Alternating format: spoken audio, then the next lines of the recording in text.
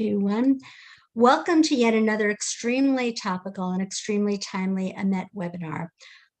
Yesterday evening, the United States Air Base in Erbil, Iraq, housing American servicemen, was attacked by drones. And this morning, I just read that a base housing U.S. troops in Syria was attacked, and eastern Syria was attacked, and 2 American servicemen were injured. As our guest Seth Frantzman recently wrote in The Hill on June 28th, quote, drones in various forms are transforming the battlefield and pose increasing challenges for countries that seek to incorporate them and the necessary defenses against them in a way that is not just piecemeal. When drones first arrived in the scene, I know the American military jumped on the idea, thinking it would save the lives of U.S. servicemen. However, they seem to have ignored the fact that science and technology is transferable, and drones have made their way into the hands of all sorts of nefarious sources, including Islamist terrorist groups, putting both the United States and Israel and other American and Israeli allies at further risk. And while both Israel and the United States are working on developing new defensive technologies, we know that Iran has also come out with a new Kamikaze drone, which is being exported to all the Iranian proxies around the region. Our guest today is precisely the right person at precisely the right time to speak about this growing menace. We are honored to have with us once again Seth Frantzman, who is among the best and certainly one of the most prolific journalists and writers that I know. Seth very recently came up with his new highly acclaimed book, Drone War, where he interviewed scores of defense experts, generals, top executives in defense corporations, and drone operators on the ground. Seth is the executive director of the Middle East Center for Reporting and Analysis and the Middle East Affairs correspondent at the Jerusalem Post. He is also the author of After ISIS, America, Israel, and the Struggle for the Middle East, Geffen Books, 2019. He received his PhD from the Hebrew University of Jerusalem and has lived in Israel since 2004. Where he has covered the disengagement from Gaza, 3, maybe now 4 Gaza wars, the war against ISIS, Iran tensions, the current regional threats and developments.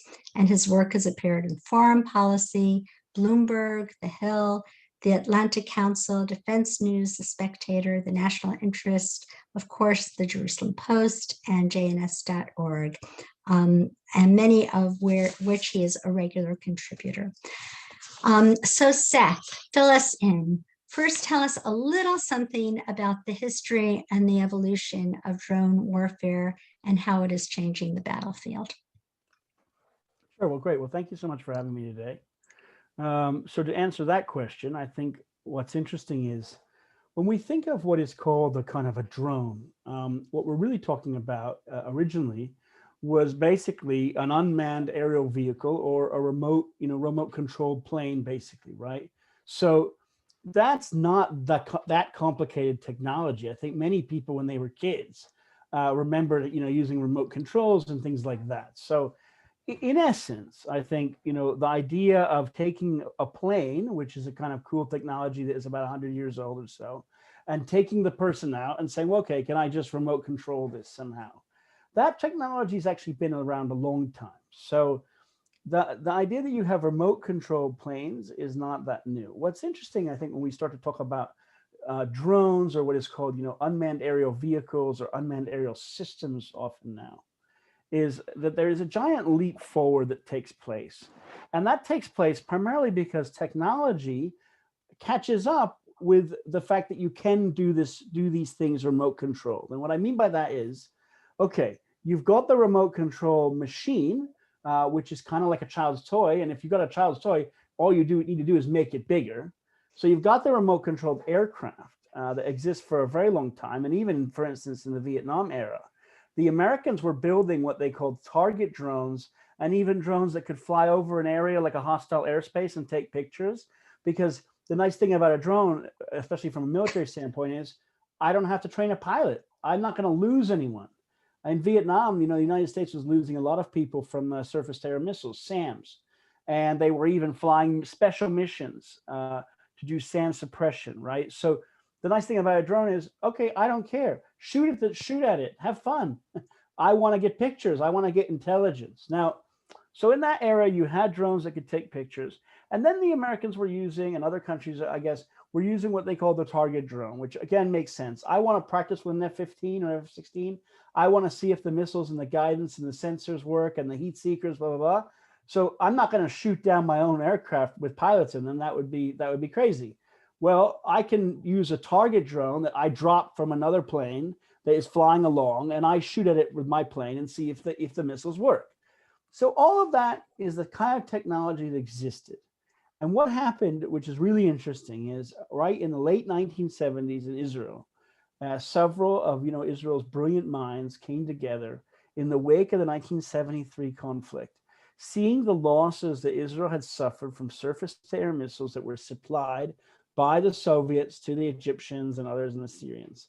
And they understood the problem. You have not only surface-to-air missiles, but surface-to-air missiles on mobile batteries, i.e. the missiles on the back of a truck or a vehicle. It drives around.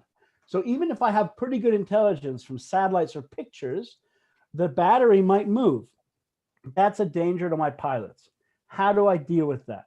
Well, I could send up more pilots to try to find that, but that's kind of throwing good money after bad. So what I want to do is I need to have real-time intelligence to know where the enemy is. And what's cool about real-time intelligence in drones is when the technology using video, real live video streams that can come back, when that technology and also using satellite links and communications all finally caught up with the fact that you already have these drones, these remotely piloted aircraft sitting around in hangars in America, some of them in Israel, all of a sudden people figured out, wait, we can stick cameras on it.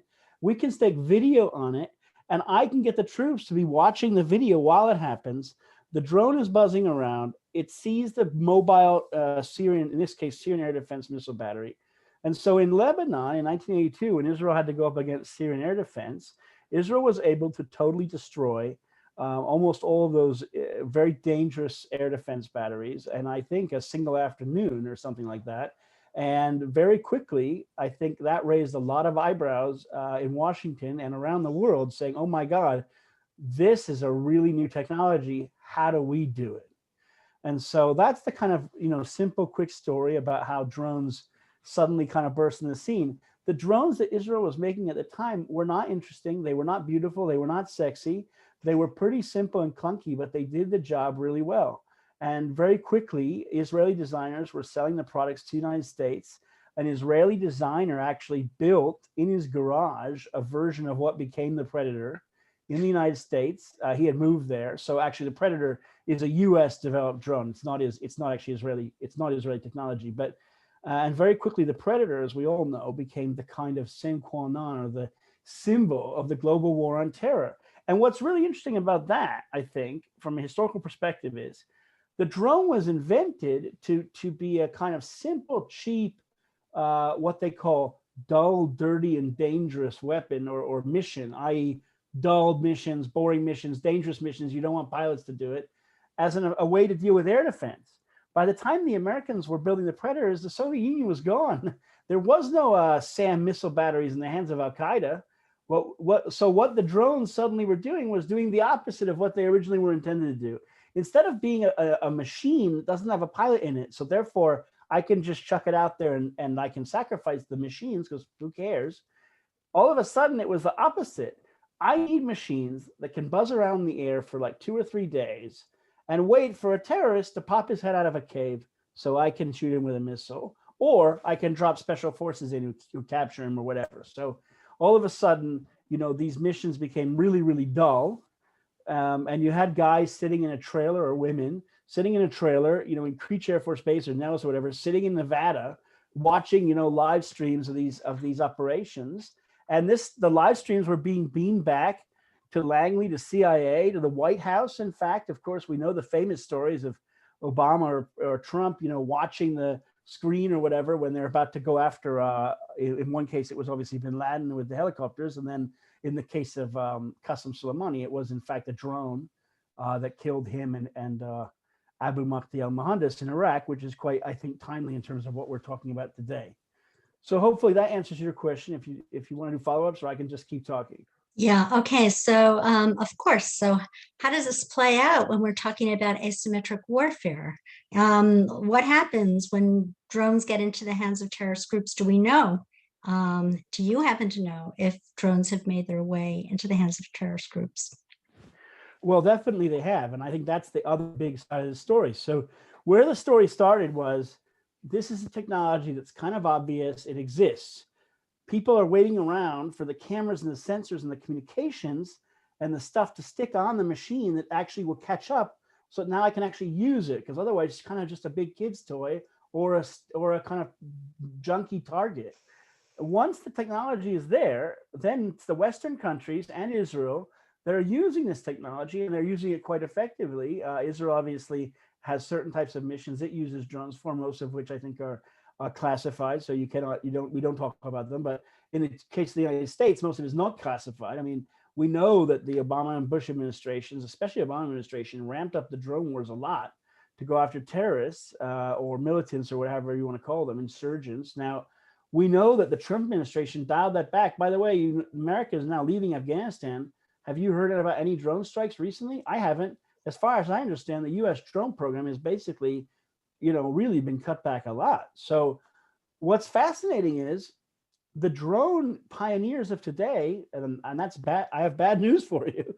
It's basically militants, terrorists, and what we call near peer adversaries in Beijing, in China, in Iran, and in, I guess, to a lesser extent in Russia, because Russia doesn't build actually so far a lot of drones, despite the fact that Russia is obviously a very sophisticated, smart country. But Russian expertise is in missiles and artillery and other things, I guess.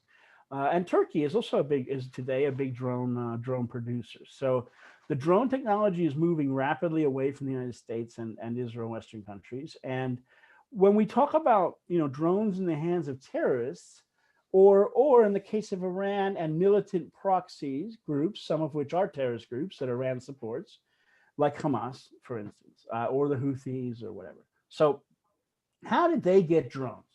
And that's an interesting story unto itself. So the first terror groups, I think, that were very well known to use drones was ISIS. And I know that from my own experience, because I was in the Battle of Mosul with the Iraqi army. And I remember when we went in there in the spring of 2017, the soldiers were absolutely spooked, in some cases terrified, by the fact that ISIS was using little quadcopter drones, the kinds you buy at a Costco or on Amazon or whatever, kind of DJI or whatever. There's all sorts of quadcopters you can buy. In fact, some of them you can just buy kits to make them at home. ISIS was taking these machines, sticking grenades or whatever on them, and using them to drop that on Humvees and things. So in the case of Mosul, every time there was a buzzing, the guys would be like, well, what's that? And I tell that story in my book, the Drone Wars book that I've just written about that experience. And, it was a very strange experience, because when we went into Mosul, the Iraqi army was not just the Iraqi army, it was being supported by 70 different countries in the world in the US-led coalition. And yet there was not the technology really to stop the drone threat. There were things that existed, like they have these drone jammer guns or whatever, some of which look like something out of some Star Wars movie or something. It's some really weird thing you can look online called like Drone Buster or whatever. So they had things that existed, but those systems had not been widely deployed.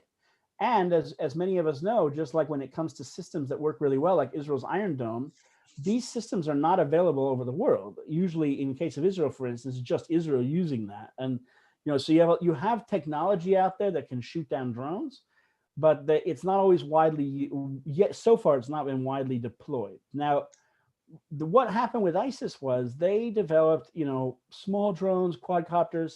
These are not super sophisticated. I mean, ISIS was a sophisticated evil terrorist group. But I think when we need to talk about, militant groups or terrorists with drones, what we should look at is actually not the Al-Qaeda jihadist types who don't use drones that much, but the pro-Iranian groups who have benefited from Iran's technology. So when we talk about Iran's drone program, Iran actually had drones since the 1980s because Iran was using drones to fight the Iraqis, Saddam's army. And what's interesting about that is, as far as I understand it, not only did Iran, I think, apparently, just look at pictures of what the Israelis were doing and stuff and try to copy them. It appears that Iran used old factories that had been left from the Shah's era.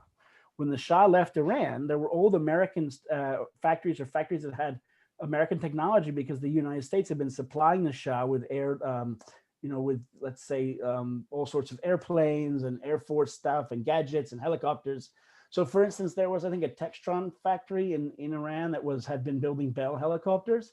That factory was later taken over by a group linked to the IRGC. And very quickly, Iran was building aeronautics stuff, some of which I think went into the drones. And so very quickly, Iran had small surveillance drones they were using. If you fast forward then to say the early 2000s or mid 2000s, 2010s, Iran very quickly understood, since it was under sanctions, it can't buy military aircraft. Iran can't get, MiG jets and stuff. It can't replenish its air force. So what Iran realized was, okay, we don't have a real air force, but what we can do is build an instant drone air force. And so what they started to do was, first of all, they were able to get a hold of some American drones that had crashed, including a Sentinel, which they had actually used, apparently hacked and brought down in 2011, because the Americans were using the spy drone from Afghanistan flying into Iran. The Iranians managed to get a hold of it. And they started copying them. And they made dozens of different types of copies. And if you look at the Iran drone program, they have a whole series of lines of drones. They have the Muhajir, the Ababil, the Shaheds, and a whole bunch of others.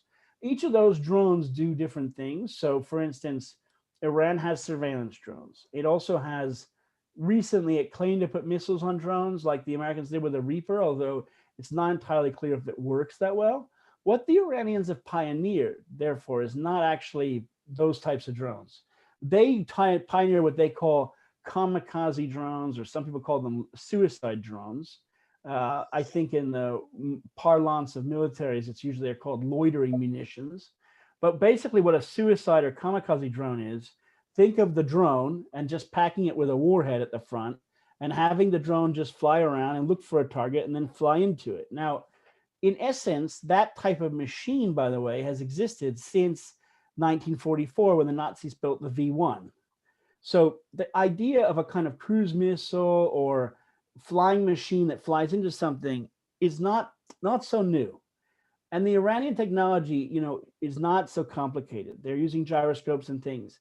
But what they've done is they've built a whole lot of these machines, and they've gotten very sophisticated at programming them to do precision strikes. The nice thing about using a kamikaze drone, if you're an Iranian proxy or a terrorist group, is like Hamas or the Houthis, is you don't have to fly the drone with a joystick. You just program it to go to point X and using GPS or whatever from a map. And all the machine does, like a cruise missile, is it flies there. So the machine is not that intelligent. It's not like what we think of as a stereotypical drone. It doesn't fly around and do things. No one's controlling it. It just goes up. You launch it maybe from a type of catapult or even from a truck or something. It flies up. It buzzes around. It has a pattern, but usually it's pre-programmed. And then it hits something. So for instance, in April, an Iranian proxy militia in Iraq used a drone like that to attack a secret CIA hangar in Erbil Airport in northern Iraq's Kurdistan region.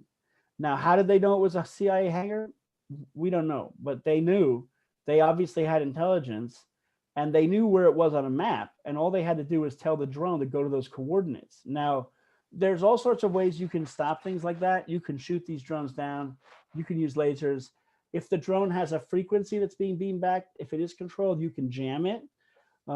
It's not entirely clear what else you can do. But I know that, for instance, if we look in September of 2019, Iran also used drones to attack Saudi Arabia. It's the Abqaiq facility, which is a huge oil energy facility. So these drones that Iran has been making, they've been basically giving the blueprints, or in some case the machine itself, disassembled, because it's not that big. It's about as big as a person, about a little bit bigger than a person.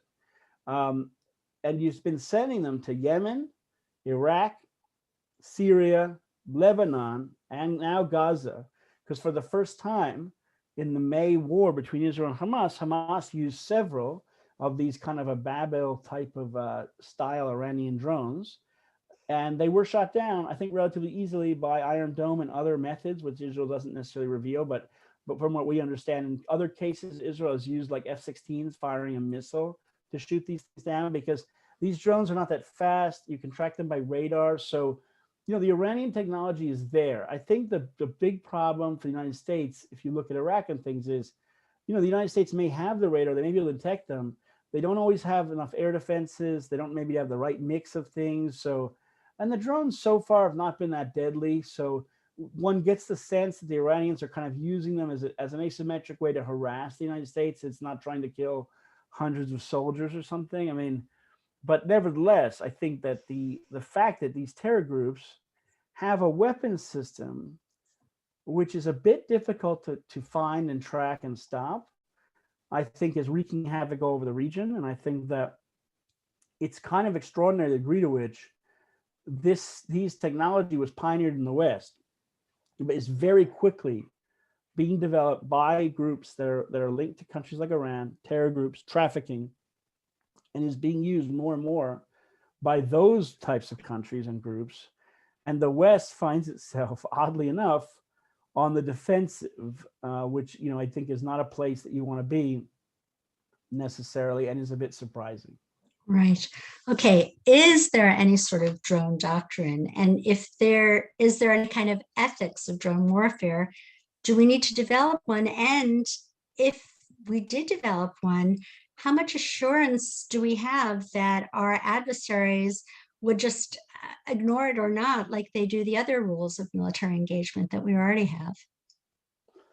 Well, it's interesting, when the drones were being used primarily by the United States against terror groups, oddly enough, I guess unsurprisingly, all these human rights groups came forward, like Amnesty International, Human Rights Watch, the UN, and they were saying, the drones are very bad. Like Obama, how dare he be droning these people? They have human rights.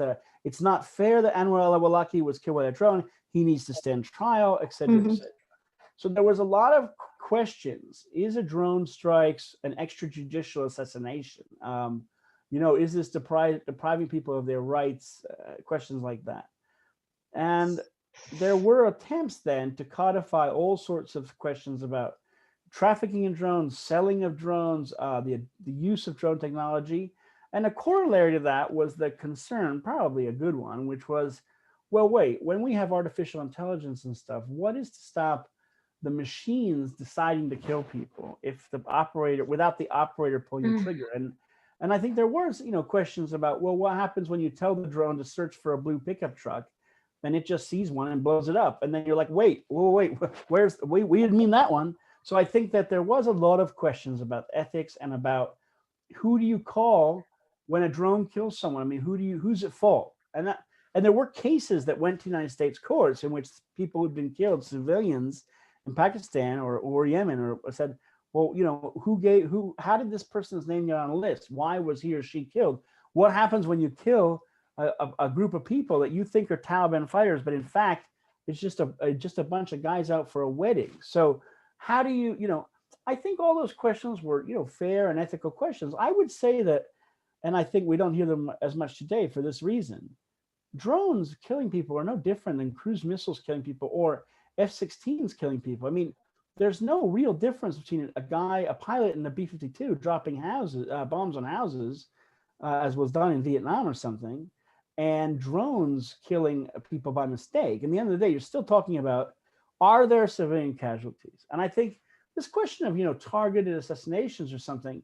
So, okay, how's the Bin Laden raid different had they used a drone versus 32 men in helicopters? I mean, why is that different? And I think that's where all these complaints about the drones, which was primarily a kind of this, I don't know if I'd say anti-American agenda, but an agenda that was very focused on the United States, I think, ran into some questions later on as to, wait, I don't understand.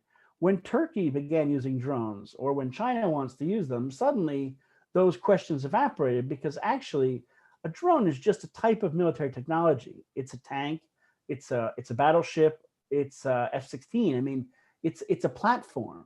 So it's not that it itself is not evil. It's just it's a machine. Now, is it true that you can pack the machine with artificial intelligence stuff? Yes, you can. You can do the same thing with a tank or a battleship. I mean, you can have a remote weapon station on a tank, for instance, that when there's incoming rocket fire, the system automatically shoots back. You don't even need to have a person necessarily do it. So you can have all sorts of technology being poured in that can cause systems to make mistakes.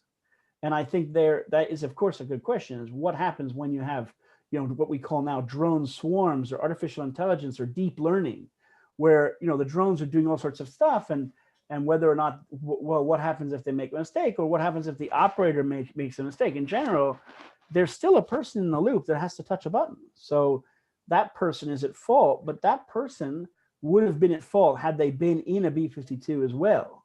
So there's not a big difference. I think that when we look at the ethical questions, then I think it's out of our hands, in the sense that the Americans tried to control this technology a lot in terms of not exporting predators and reapers. And you very quickly see what happened, which is countries like Turkey and the United Arab Emirates and Saudi Arabia and all these other people, some of which are US allies, said, well, okay, if you're not going to export them, then we'll just build them or buy them from someone else. So Turkey built its own drones.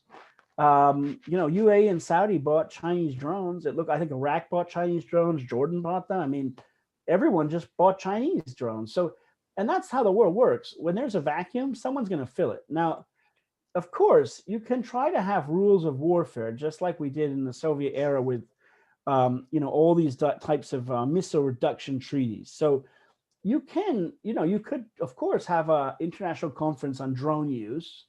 And you could say, well, you need to have a man in the loop or whatever you could do all sorts of things. But I get the sense now that the drone technology has been adopted rapidly by China and Iran, to the extent that it is possible that a country like China, will outpace the United States in terms of developing systems like this.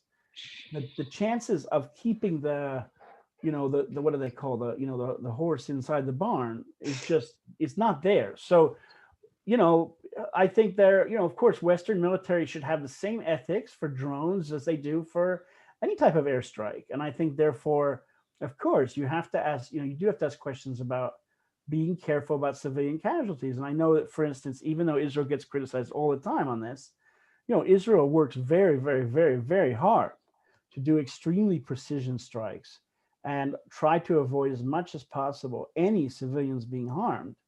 And it's often because, and at least in part due to things like drones, that allow Israel to have, numerous eyes on a target or a building to make sure that there are no civilians there, as opposed to the old days when countries would just flatten the whole thing. So actually, I think the technology, especially this precision types of technology, has enabled has saved a lot of lives. It saves not only civilian lives on the other side, it saves the lives of soldiers as well, because they don't have to go in to places like urban areas or something. So unfortunately, drones got a kind of unfair reputation. I think there's a lot of good they can do. I understand, of course, the controversies, and no one wants to see civilians killed.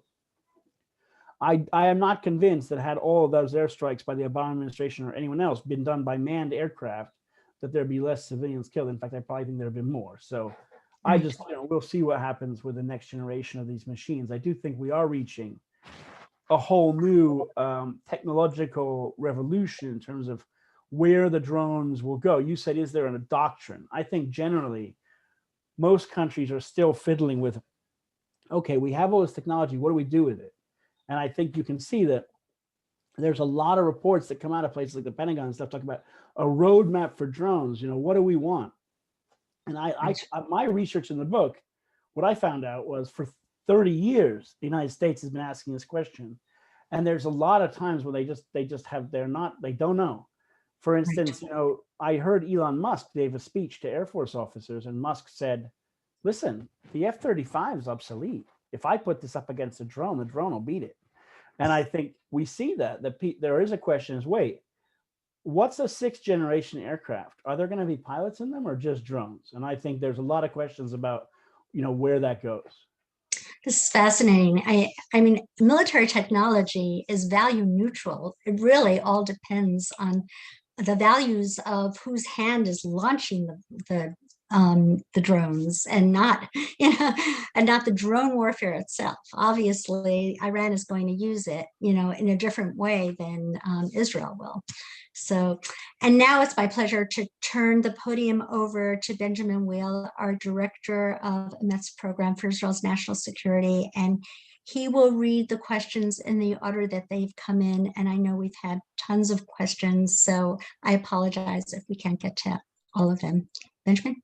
Yes, thank you, Sarah, and thank you, Seth, for the very interesting topic that you've discussed today of drones. It's a developing technology, and I'm sure that there are many questions that will arise after I start asking the ones that have already come in. First question is China and Russia are supplying much of this technology to our foreign adversaries. How do we defend against these high-speed threats? Well, I think that China definitely is a country that is definitely supplying drones. As far as I understand, Chinese drones, many of them are actually very similar, at least in some look or capabilities, at least what they're trying to achieve to what the Predator does.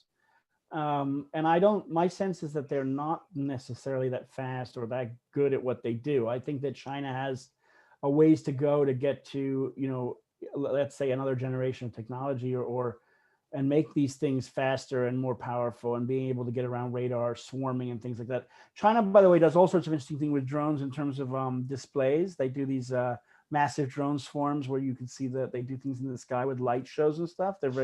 That's amazing. But applying that to military technology, having 1,000 drones flying in an aircraft carrier is a big problem for the United States Navy. I don't know if they got there yet. So I would think that, look, the United States is plowing money into air defenses. I know that Israel is as well. Having multi-layered air defense, using things like lasers, like Iron Dome, microwave weapons. I mean, there's all sorts of stuff being tested out there. I think that in general, the big question is, okay, yeah, when will it be deployed? Because I think an Iranian drone was shot down or disabled by some sort of microwave weapon by the US Marines like a year or two ago. So there's stuff out there, but I think the question is, okay, when will it be used? When will it be everywhere? So we'll see. I think it's a big challenge for US planners and procurement people. They better put the budgets into it. And as drones are cheaper than tanks, missiles, planes, and other equipment, as more and more countries start using drones, do you think that the countries will be much lighter on the trigger when it comes to starting a war in various regions? Well, I mean, the thing about the cost is that's a good question. I mean, because if you look at the cost of drones, they're not free. The Global Hawk surveillance drones are, 100 or up to $200 million. They're really expensive. And I think, Reapers and Predators are quite expensive too. They're more than $1 million or 10 million or something. So these are not, it's not buying a Toyota truck and launching it into the air. It's expensive. These are really complicated machines, and they have a lot of electronics, a lot of sensors on them. I do think when you look at what the Chinese have done, or the Turks with the Bayraktars, I think you are looking at, yes, a much cheaper machine that is a kind of instant air force. So, in that sense, yeah, it's not an F-35. And I actually think the countries that will start to find a real smart niche for this stuff will find a way in which there's a price point that's relatively low, and where the thing has lots of capabilities that you want. And then I think we will see lots more of them. And I think, for instance, drones can do all sorts of interesting things. You can use drones to monitor wildfires. You can probably use them to drop water on fires. In fact, if you had drone swarming technology, you could probably put out wildfires just using drones. So you could do a lot of stuff with drones that has not been fully thought through.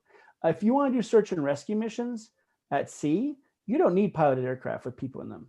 You can just send dozens of drones to do circles and do searches. And you can put on drones life rafts and stuff instead of missiles, and you can drop the rafts to people. Hmm. So drones can do all sorts of cool stuff that people have not even begun to fully explore. And when they do, I think we'll start to see interesting things happen in the world. I do think the price point's a big problem there, because if they cost 20 million, well, I can't buy 1,000 of them to do search and rescue missions. The Coast Guard gets like one. So that's a problem. So, well, when the price goes down, then things like the Coast Guard, I guess, could get, hundreds of them. And then you can do what you want to do with them, which is cover a large area. So we'll see what happens with that. And then speaking of the other applications, one of the questions that have come in is, you've discussed the offensive and defensive applications of drones. Can you touch on the intelligence gathering use as well? Right. So intelligence, that's how they were often initially invented for, was surveillance. What they call, the dull missions that they do. So the thing about intelligence gathering is, usually you have drones that can scan a certain area. So the Global Hawk, which is this high altitude, long endurance, drone that can fly forever, like a day and a half or 2 days or something. It can cover a huge area in terms of what its cameras and sensors and stuff. So, yeah, I mean, the big issue with that was bringing back real-time intelligence, having drones that are obviously have a live feed, having much better cameras on them. So, sometimes the cameras are costing so much money, maybe it's more than the airframe in some cases in the earlier days. I mean, the idea is, yeah, you want to have the best cameras available. You want to have radar. You want to have signals intelligence and electronic warfare capabilities, electronics intelligence. I'm not an expert in all the stuff behind that, but trying to jam all that on, because some of the systems are heavy. Cameras can be heavy, radar's heavy. I think that's where they ran into the questions of weight. The drone is too heavy now. It can't fly as long. Or maybe it's not very stealthy. So like the Global Hawk is a great drone, expensive. It looks like a flying whale. And it's such a big, fat whale-like animal that when the Iranians, had air defenses in 2019, they shot one down using what they called the third Cordad system. And that was all of a sudden, $150, $200 million down in the sea. And Donald Trump almost ordered airstrikes. They ended up calling them off. But, so the problem with drones is they're kind of slow, and they're usually kind of big. And they don't usually avoid radar, so you can find them, and then if you want, you can shoot them down because they're kind of slow. So I think that there is a question mark as to the United States. I do believe has invented very stealthy, secretive drones that exist out there. And I'm not talking UFOs and stuff. I'm just saying that there are things out there like flying wings and stuff that have been invented that are probably being used, because we know that in 2011, the Iranians shot one of those things down, and then it was all of a sudden revealed that, well, yeah, we have this kind of secretive program. So these things exist. There's all sorts of cool, stealthy stuff out there that we don't know about, but we probably know kind of how it looks, which is that it's a big flying wing. It's very, very thin, with engines on the back or whatever, and probably very expensive. Thank you. And one of the audience members is asking if you can define the difference between drones and UAVs. I'm not sure there is a difference. I mean, there's a unmanned aerial vehicle is the UAV. There's unmanned aerial systems, which I guess goes beyond the UAV category. I think drone is just what we use as a kind of common word. It's not a technical term, right? So, it's like missile is kind of a catch-all for all sorts of things. So I know in terms of drones, you have quadcopters, UAVs, you have, I think they call them RPAs, or remotely piloted aircraft, remotely piloted vehicles, RPVs. People love, acronyms and jargon. I don't, as I said, like when we talk about kamikaze drones, they call them loitering munitions. Why do they call them that? Because actually it's a munition, like a bomb, and it loiters, it flies around in circles. And so they call it a loitering munition because it loiters, and then it's actually a munition because it's actually a bomb or a missile. It's not really a drone. It loiters and then it hits something. So that's why they call it that. I don't know. Again, so people could say, well, that's not really a drone, because I know, like, for instance, Rafael in Israel makes a loitering munition called, I think, Firefly, which is actually technically part of their like spike missile family or whatever. So they technically don't really define it as a drone. Although you look at it and you say, well, yeah, but wait, can it kind of come back? Can it come back to base if you don't use it as the munition? Well, yeah, it can. Okay, so isn't it kind of like a drone? So I don't know. I think it's a lot of questions of jargon, and it's just like when you get into the scientific world and things, and people talk about, yeah, what is a dog? What is a canine? I'm not an expert. When you see a dog, you know it's a dog. That's true. Are drones a viable way to attack Iran's nuclear program, in your opinion? I mean, drones can be used against the nuclear program in the way I guess you can use cruise missiles and F-35s and things. I mean, I don't know what the point of using necessarily huge numbers of drones would be, except that you'd be worried that you don't want pilots to get shot down. But then again, I mean, F-35s have never been shot down, so I don't know why you and lots of weapons are standoff weapons anyway. There's lots of things out there that have huge ranges that are missiles and things that can fly. Look, cruise missiles can fly a long way, and so can all sorts of other types of missiles. So I don't know why necessarily you need drones. I mean, I think that drones can add all sorts of benefits of real-time intelligence surveillance. So you could use them in combination with other things. I don't think drones are necessarily, just a machine by itself. It's like a tank in a battle. You can't just use just tanks. You want to have other things around them, like infantry, whatever. I mean, so I would assume that the best method, if you were to want to go after a very complicated program like a nuclear program with precision, I would assume you'd want to use every asset you have, and that would include, in these days, drones, cruise missiles, other types of missiles, special forces, F-35s, helicopters. I mean, I don't know. I would assume if you really want to dismantle a program like that, you'd have to do something very complex, unless you're just doing like one pinpoint strike to take out some key node in the network, and that node therefore destroys everything else. I'm not an expert in those types of things, but that's probably another way to do it. So drones, I assume, are a type of system that can be used in things like that. The nice thing about drones sometimes, if it's just one little precision strike, is because drones can be built pretty simply. There's a lot of plausible deniability, as in, well, if it falls out of the sky, I don't know who did that. It's just, what do you mean? That's just some weird gray piece of metal. We don't know where it came from. I mean, that's what the Iranians have done in using drones to attack Israel. They've used drones at least twice, flying from Syria, Iraq into Israeli airspace in February 2018, and then in May of this year, and they never take responsibility for it. It's just a bunch of gray metal equipment that Israel shoots down, and then Israel said, "Well, that's an Iranian drone." Iranians, well, there's no evidence of that. What do you mean? That's just a piece of metal. Exactly. And you mentioned a number of countries who manufacture drones, whether it's Russia, China, Turkey, but who are the other leading manufacturers and vendors of drones today? Well, obviously Israel, the United States, and you said Russia, China, Turkey. Who else makes drones? I mean, that's a good question. I think lots of countries now have very small little drone programs. I think the South Koreans are involved. Lots of people are making them. I mean, I don't know. South Africa makes some drones. I'm trying to think of who else we've seen where they've been selling. Who else has been making them and selling? The UAE has tried to make a few. I'm trying to think where else. There's some European programs out there. They're not that big, I don't think. So I would think the big ones are, the United States, China, Israel, Turkey now is a big player. Iran in its own way. I don't even know about Russia as such a big player, probably not so much. But it's a constantly shifting thing. Look, any country now that has even a relatively small industrial complex can build these machines. The question is, can they build them that they work, and can they build them with the sensors, that you can put on them? Because at the end of the day, the machine is pretty simple. Anyone can build a machine. It's, do you have the cameras and the radar and the missiles and all these other things to stick on them? I think that's the big question mark.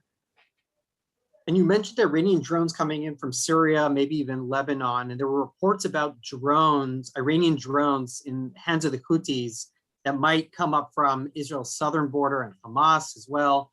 What border do you think we can expect the largest drone threat currently?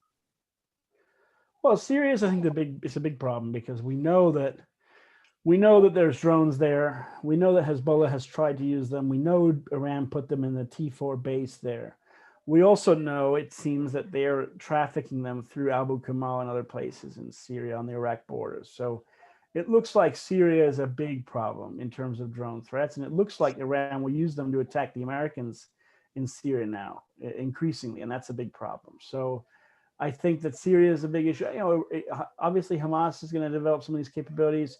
The Houthis are a bit kind of far away, but I know that there are rumors that they have traffic from Iran, drones that have a quite long range, 1,000 miles or something. So, you know, if if the Houthis would like to join the conflict against Israel, which they say they want to do one day, we could see a threat to Eilat or southern Israel.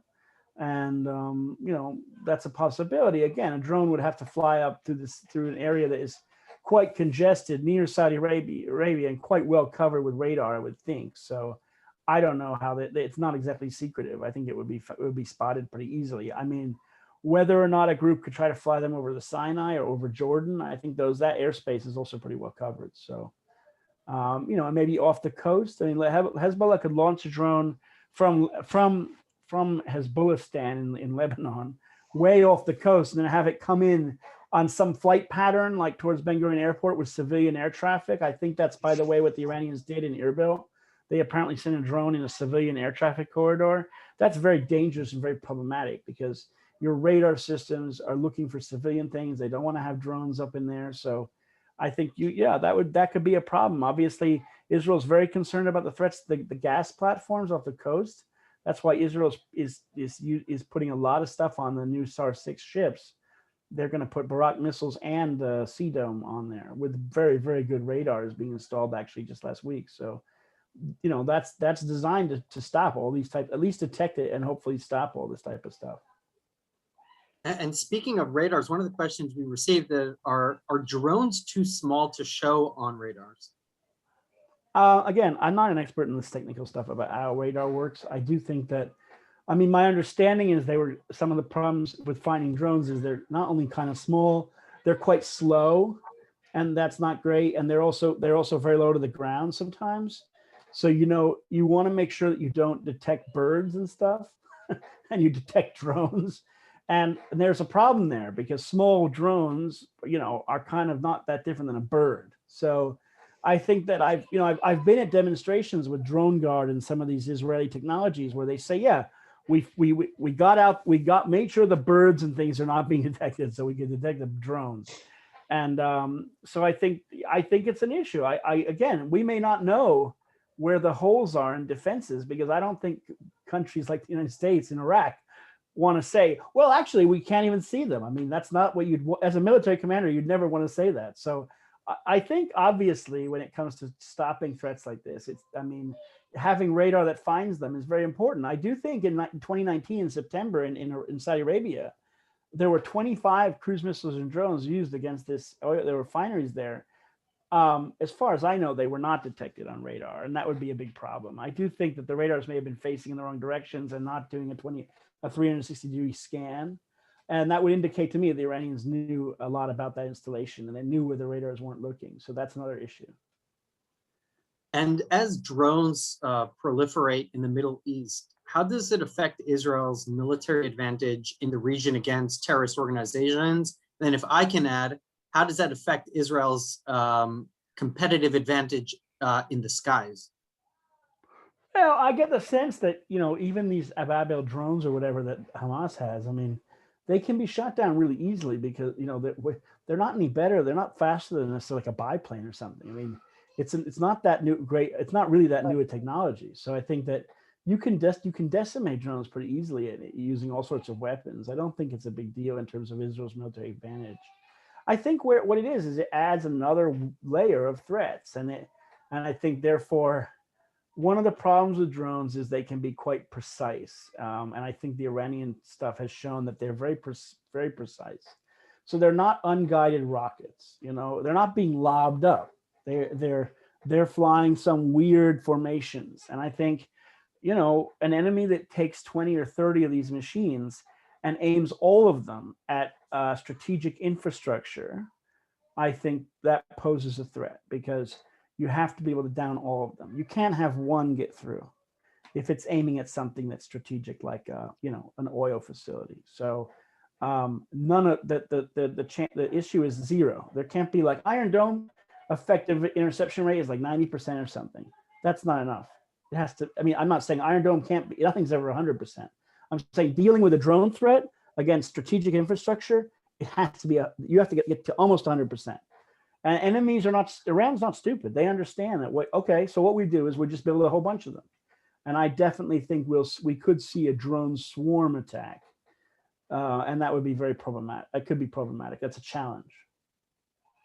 And I'll now merge two questions that came in. How do drones affect the defense of Israel's tanks force? And is the tank still viable in Israel's defense system given the drone threat? That's a big question. And I think, we saw with the Azerbaijan-Armenia conflict that drones were used apparently quite effectively to take out armored vehicles, including tanks. So, that's a big, I think that could, I assume they pose a problem for armored vehicles. I think that so what you need to do is to have Israel has systems on tanks designed to stop ATGM threats, which is the Trophy and the Iron Fist systems. So it obviously just means developing systems on tanks that are to help to detect the airborne drone type of threat and also can neutralize it. So I would not say that we are not seeing a point now of the tank is no longer a viable vehicle. I mean, we'd have to wait to see if an enemy force ever fields something that can make that happen. I think that in the Azerbaijan-Armenia war, Azerbaijan invested a lot of money, in drones, and they were right to do that and they were facing an Armenian adversary that did not have the right technology to stop them. So, but that has to do with a lot with Armenia's poverty and inability to field a force that can do that. Armenia is not Israel, the United States. It's a different ball game. So, but I think certainly I heard militaries are looking at that and they're raising eyebrows and saying, well, we better think about this. And other than Azerbaijan, who are Israeli companies selling their total drone systems to? Well, just in terms of what we know, I think factually, they lease them to Greece. I think even maybe maybe even the UN, some European countries. And then you've got the South Asia. There's a lot of sales in South Asia and the Pacific. Hundreds of millions of dollars of sales. I think also maybe a bit in Central Asia. So, but not all of those customers are publicly known. Often Israel doesn't say exactly who, although you can infer, because there are countries like South Korea and India that are quite good partners of Israel. So it has been reported that Philippines, South Korea, India, those types of countries are involved either in some sort of joint ventures. Often there's joint ventures sometimes to develop new technology or to field the drones with other local systems. So there's all sorts of stuff going on out there. I think, as far as I know, I've also seen reports of Israeli drones used in Africa. I think maybe sometimes with international missions, so and those types of things. I don't think they're necessarily being sold to countries that much down there because they're expensive systems. Israeli drones are not cheap; they're expensive. Also, South America, I understand there's some interest there, and I guess we'll see what else. But I think basically all over the world, and obviously not to adversaries of the United States. I mean, that's a big issue of technology. So, not in these days, not anymore, obviously in China, and obviously not Russia. By the way, it's interesting, Georgia used Israeli drones, the Hermes, up until the war with Russia, in which they got shot down. And I don't think we've seen much more of that. I know the Russians also, I think, had a program where they basically built a drone that's based on an Israeli drone. So, and Turkey, I think, also probably may have taken some of the technology from the Herons that they had acquired years ago. So Israeli drones, oddly enough, apparently are the evolutionary godfather of most of the world's drone programs. And then here's a question for our last question that we've addressed right before the webinar started. The Iron Dome has a limited supply of missiles. If a hostile force were to launch waves of swarms of targeting the defense system, it could fail quickly, or in my opinion, overwhelm the system. How can we build a defense system to defend against swarms targeting the Iron Dome defense system? Well, I don't know. It's interesting. That's what the Iranians thought that they were going to achieve with the Gaza war in May. They basically told Hamas, listen, the system can be stopped. All you have to do is fire massive barrages of hundreds of rockets and the system will fail. But actually it didn't fail in May. It worked very well. It dealt with 4,000 rocket threats and it downed, we don't know how many, but it's thought to have downed something like half of those. Now, by the way, people do the math and they say, wait, it's only 50% effective. That's not true. The system is very smart. The system looks at a rocket threat, like 5 rockets, like my hand. And the system says, wait, this one and this one are heading for buildings. These 3 are going out to the farm nearby. They're not going to hit anything. It only engages the targets it wants. And when it engages the targets it wants, it has a 90% effective rate, i.e. pretty good. So when they say, yeah, there were 4,000 rockets, only 2,000 were shot down, it's not 50% effective. It only tried to shoot down half of them. It didn't care about most of them because most rockets fall in open areas. And Israel's gotten much better at trying to figure out precisely where they're going to fall. That's obviously a war of attrition, which means sometimes, unfortunately, agricultural workers and people like on streets and stuff will die because there isn't a system, just because the system's not going to stop everything. I think the idea that Iran had, which is, well, what we'll do is we'll fire huge numbers of rockets at like one Iron Dome battery. The battery is not there by itself. It's integrated air defense. It's integrated with other batteries and they overlap. It's integrated with other systems, other radars, other air defense. It's all there. And so the idea that you can just destroy one battery is I think probably not going to happen. I think the question that everyone asks about Hezbollah is thought to have 150,000 rockets, and everyone thinks if there's a war, they will try to fire like 3,000 rockets in a day, not 3,000 in a week like the Hamas did. And people say, well, okay, do the math. Israel can't deal with that many rockets. Well, okay, that's true. I don't think the Iron Dome system it's perhaps wrongly interpreted now in Israel as a magical wand system that can deal with every threat. It's not. It's a system that was developed, to stop rockets, and mortars and things too. But yeah, in the end of the day, if there's too many things coming in, the system will prioritize the threats that are the biggest problems, and that's what the system will do. And that's a war of attrition. But that's what Israel faced in 1982 with Katyushas. It's what Israel faced in 2006. I mean, Israel has seen this before. And that means Israelis will have to be in their bomb shelters, and the system will protect strategic infrastructure. And unfortunately, the public don't want to hear that. Yeah, it won't protect all of you. And that's the nature of things. The idea that you can build thousands of the systems and have an endless supply of rockets, I think, is not in the game plan. I don't think Israel wants to say that. I think that Iran has mistakenly thinks that Israel is maybe stupid enough to try to stop everything. I think it's understood that in a very big war with Hezbollah, I think you can go back and read articles where Home Front Command and people have said, you need to be in your shelter because that's just the reality of the war, and that's what's going to happen. So that's where things may head. But look, enemies also don't have endless supplies of missiles. I mean, in the end of the day, this is a missile game, apparently, because the Iron Dome uses a missile interceptors. So it's a missile war, and Israel has better technology than its enemies. And does it have a more of a supply? It should. It's a big country in terms of wealth and power, and has very good friends in the United States. So keep making sure it has that supply, of course, is very important. But the idea that Iran can outbuild it, I don't think that's probably the case. I think Israel can outbuild Iran in terms of interceptors. It should be able to do that. Thank you so much, Seth. I think we're going to have to end here on that somewhat uplifting note. In EMET, we believe in the truth and a sober-headed reality, but this is somewhat sanguine, especially when we deal with the Middle East. I can't thank you enough, Seth, for your wisdom coupled with your humility. I heard you say a number of times, I'm not an expert on this subject or that subject, but to me, it's all relative. To me, you sound like a tremendous expert. And I cannot wait to read your book, Drone War.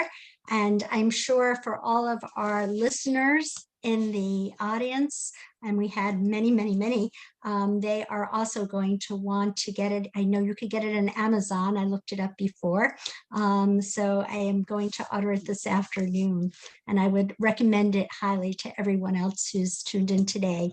I also would like to know, or to let you know, that we are very, very honored to have such wonderful guests such as Seth Frantzman, and all of this does cost EMET a great deal of money, and we really can use your contributions in order to keep this high quality of programming going. So if you can, just go to our website at emetonline.org, and we appreciate any sort of contribution that you're capable of making. Again, thank you so much for your wisdom, Seth. Thank you. We'll be tuning out now.